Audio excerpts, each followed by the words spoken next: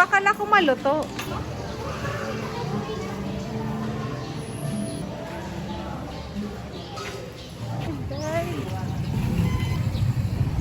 So, tuluan. Ano na yan? Thank you. Hi guys! So, nakatapos lang ng lunch break.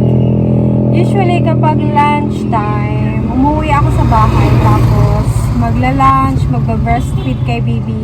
Papaliguan si baby, then balik naman sa school. Kasi, sobrang bilis lang talaga ng oras kapag tanghali.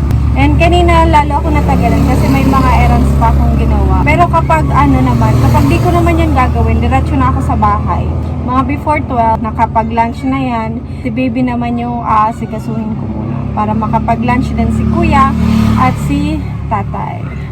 Ayan, update. So, ang medyo downside dito ni Badja, kapag sobrang tirik yung araw, sobrang init niya din.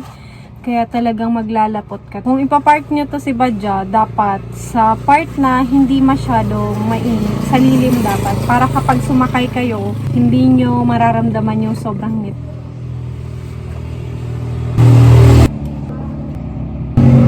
Thank you so much guys for watching my videos. This is Nanay Baggy Pin.